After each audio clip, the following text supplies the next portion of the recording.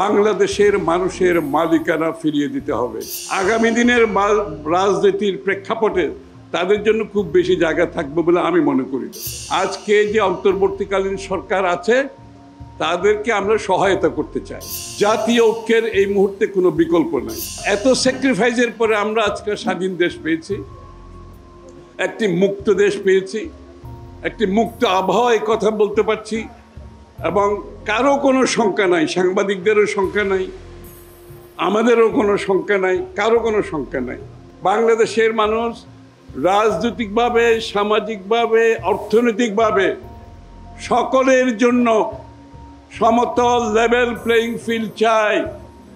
সকলে যাতে সমানভাবে অংশগ্রহণ করতে পারে। বাংলাদেশের জনসংখ্যার 65% বয়স হচ্ছে 35 বছরের নিচে। এই 35 বছরের নিচে যারা 65% আছে জনসংখ্যা, তারা কি ভাবছে, তাদের প্রত্যাশা কি, তাদের আকাঙ্ক্ষা কি, এটা আমরা যারা রাজনীতি করি আমাদের বুঝতে হবে।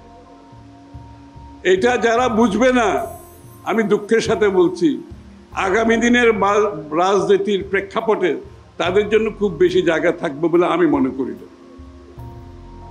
এই সব ধারণ করে আজকে যে অন্তর্বর্তীকালীন সরকার আছে তাদেরকে আমরা সহায়তা করতে চাই। আমরা রাজনীতি করি, আমরা অনেক কথা বলি, অনেক বক্তব্য দেই, যার যার প্রেক্ষাপট থেকে আমাদের কথাগুলো বলি এবং বলবো। কিন্তু বটম লাইন হচ্ছে, শেষ কথা হচ্ছে, আজকের অন্তর্বর্তীকালীন সরকারকে ঐক্যবদ্ধভাবে জাতীয় ঐক্যের মাধ্যমে আমাদেরকে সমর্থন করে এই কাজগুলো সম্পন্ন করতে হবে। আমরা যত কথাই বলি, জাতীয় ঐক্যের এই মুহূর্তে কোনো বিকল্প নাই, এবং জাতীয় ঐক্যের মাধ্যমে যেই শক্তি বাংলাদেশকে ধ্বংস করে দিয়েছে রাজনৈতিকভাবে, অর্থনৈতিকভাবে, সামাজিকভাবে, সেই শক্তিকে যদি পরাহত করতে হয়, জাতীয় ঐক্যের মাধ্যমে যে ঐক্যমত সৃষ্টি হয়েছে সেটাকে আমরা অক্ষুণ্ণ রাখতে হবে। বর্তমান ইন্টেরিয়াম সরকারকে সমর্থন করতে হবে।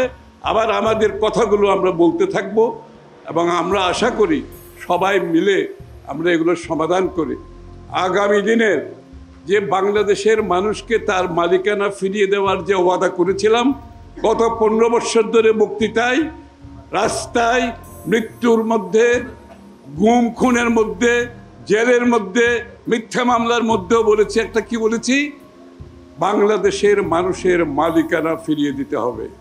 ওই শেখ হাসিনা তার পরিবারের যে মালিকানা কেড়ে নিয়েছিল, সেই মালিকানা বাংলাদেশের মানুষকে যদি ফিরিয়ে দিতে হয়, সেই দিকে আমাদের কাজ করতে হবে। ওইটা হচ্ছে বটম লাইন। যারা বাংলাদেশের মালিক তারাই সিদ্ধান্ত নেবে বাংলাদেশ কিভাবে চলবে। আর আমরা যারা রাজনীতি করি, আমরা তাদের কাছে গিয়ে বলবো আমরা তাদের জন্য কি করতে চাই, আমরা কি পরিবর্তন চাই। আমরা তাদেরকে গিয়ে বলবো, তারাই সিদ্ধান্ত নেবে বাংলাদেশ কোন পথে চলবে। এর কোনো ব্যতিক্রম হওয়ার কোনো সুযোগ নাই।